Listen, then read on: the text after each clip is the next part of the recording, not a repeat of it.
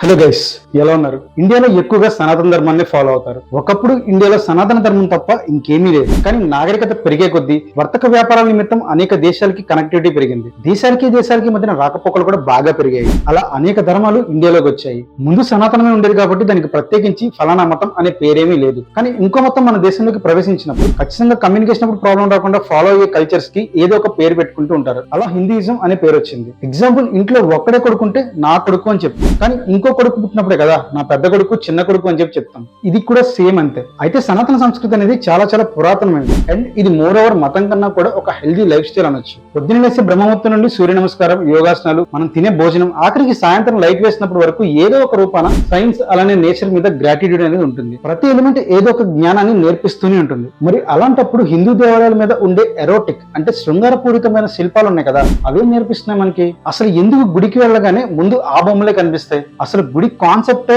ఎలాంటి కామ క్రోధ లోభాల గురించి ఆలోచించకుండా ప్రశాంతంగా ఉండడమే కదా.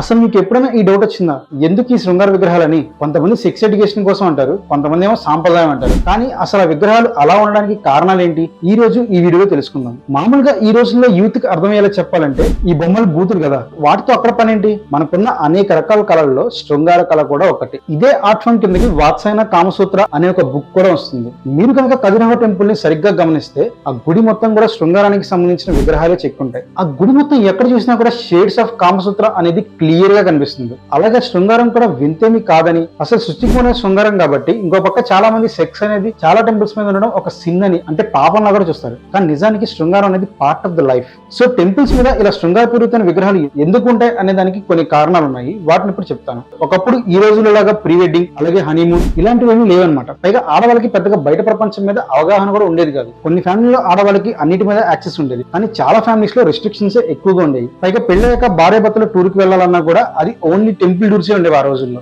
అప్పుడు ఎప్పుడో సంగతి వరకు ఎందుకు, మన చిన్నప్పుడు కూడా సమ్మర్ క్యాంప్స్ అన్నింటిలో చాలా వరకు డివోషనల్ ట్రిప్స్ ఉండేవి. లైక్ తిరుపతి, కాణిపాకం, షిరిడి, అరుణాచలం, శ్రీపురం. ఇలా ఒక్కసారి బయటకు వెళ్ళామంటే అన్ని టెంపుల్స్ ఒక రౌండ్ వేసి వచ్చేయడమే. మన పెద్ద కూడా టెంపుల్స్ కి మనం ఎక్కువగా తీసుకెళ్లేవాళ్ళు. గోవా బీచ్ కో అలాంటి తీసుకెళ్లేవాళ్ళు కాదు. మరి ఆ రోజుల్లో ఇంకెలా ఉంటుంది? సో కొత్తగా పెళ్ళైన బయటకు వెళ్ళాలంటే ఖచ్చితంగా టెంపుల్ టూర్స్ కి వెళ్లేవాళ్ళు. పెద్దలు కూడా అలాగే పంపించేవాళ్ళు. ఒకప్పుడు వృత్తులు అంటే పనులు కూడా చాలా డిఫరెంట్ గా ఉండే కాదు. మోర్ ఓవర్ అందరం వ్యవసాయం ఎక్కువగా చేసేవాళ్ళు. ట్రేడింగ్ కూడా వాటికి రిలేటెడ్ గూడ్స్ చుట్టూ తిరుగుతూ ఉండేది. అలా టెంపుల్స్ ఒకప్పుడు కేవలం రిలీజియస్ సెంటర్స్ మాత్రమే కాదు, టెంపుల్స్ బయట అండ్ టెంపుల్స్ ప్రిన్సెస్ లో గానీ ఆ చుట్టుపక్కల గానీ ఒక రకమైన ఎకనామిక్ జోన్ లో ఉండేదన్నమాట. అక్కడే చాలా పెద్ద వర్తక వాణిజ్యాలన్నీ జరుగుతుండేవి. అలా ఒక రకమైన ఎడ్యుకేషన్ సిస్టమ్ కూడా అక్కడే ఇంక్లూడ్ చేస్తారు, ఎందుకంటే ఎక్కువ మంది క్రౌడ్ వస్తూ ఉంటారు కాబట్టి. అలాగే చిన్నప్పటి నుండి అప్పుడు ఆడవాడి మైండ్ సెట్స్ లో కూడా ఆచారాలు, పద్ధతులు, భక్తి, దైవం ఇలాంటివి మాత్రమే ఉండేది. ప్లస్ అప్పట్లో భోజనం కూడా చాలా వరకు శాకాహారమే, అంటే వెజిటేరియన్సే ఉండేవాళ్ళు. సో దీని వల్ల ఏంటంటే హార్మోన్స్ ని ప్రేరేపించే విధంగా ఫుడ్ కూడా ఉండేది కాదు. సో ఏ రకంగా చూసినా సరే సెక్స్ అనేది వాళ్ళకి డైరెక్ట్ గా తెలిసే ఛాన్స్ లేదనమాట. సో అందుకని కొత్తగా పెళ్ళైన వాళ్ళు ఫిజికల్ గా ఒకరికొకరు ఓపెన్ అవడం ఆ రోజుల్లో చాలా కష్టం. వాళ్ళకి ఎక్స్పోజర్ కూడా పెద్దగా ఉండేది కాదు కాబట్టి. సో అందుకని వాళ్ళు గుడికి వచ్చినప్పుడు ఈ విగ్రహాలు వాళ్ళ కంట్లో పడి అవి వాటిలో తెలియని ఒక ఎక్సైట్మెంట్ ని క్రియేట్ చేస్తాయి. అలా భార్యాభర్త రిలేషన్ అనేది హెల్దీ వేలో ఉండడానికి అప్పట్లో టెంపుల్స్ బాగా ఉపయోగపడి. సింపుల్ గా మీకు చెప్పాలంటే ఈ రోజుల్లో ఎలాంటి ఇన్ఫర్మేషన్ అయినా సరే అందరికీ యాక్సెసిబుల్ గా ఉంటుంది, ఈవెన్ 18+ కాంటెంట్ తో సహా.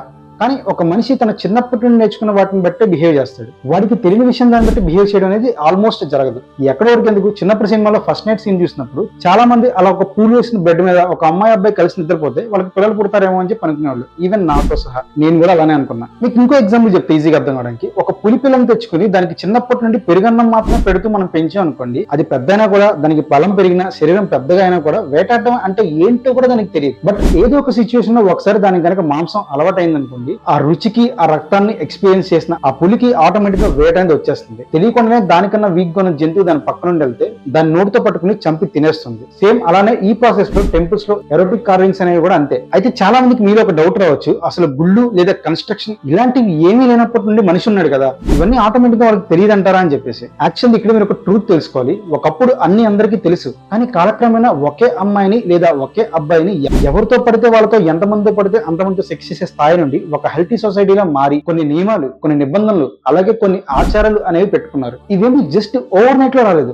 కొన్ని వేల సంవత్సరాల పాటు ఒక్కొక్కటి స్లోగా అలవాటు పడుతూ వచ్చాయి. ఆ ప్రాసెస్ లో మనుషుల మైండ్ సెట్స్ అనేవి చాలా వరకు మారిపోయినాయి. ఈ టెంపుల్స్ మీద ఎరోటిక్ కార్వింగ్స్ అనేవి కూడా లాస్ట్ 1000 years లో ఉన్న సొసైటికల్ నార్మ్స్ ని బేస్ చేసుకుని తీసుకొచ్చిన ఒక చిన్న ఎడ్యుకేషన్ సిస్టమ్ లాంటిది మాత్రమే. సో ఫ్రెండ్స్, ఇప్పుడు మీకు క్లారిటీ వచ్చింది అనుకుంటా అసలు టెంపుల్స్ దగ్గర ఇలాంటి ఎరోటిక్ కార్వింగ్స్ అని ఎందుకుంటాయి అనేది. సో నా ఎక్స్ప్లెనేషన్ కనుక మీకు నచ్చితే మన వీడియోని లైక్ చేసి కింద కామెంట్ కూడా చేయండి. మీ ఫ్రెండ్స్ అండ్ ఫ్యామిలీతో ఈ వీడియోని షేర్ కూడా చేసుకుని వాళ్ళకు కూడా ఈ ఇన్ఫర్మేషన్ తెలిసేలా చేయండి. ఇటువంటి మరెన్నో ఇంట్రెస్టింగ్ అండ్ ఒరిజినల్ కాంటెంట్స్ కోసం ఇప్పుడే మన ఛానల్ని సబ్స్క్రైబ్ చేయండి. Thank you. జై హింద్.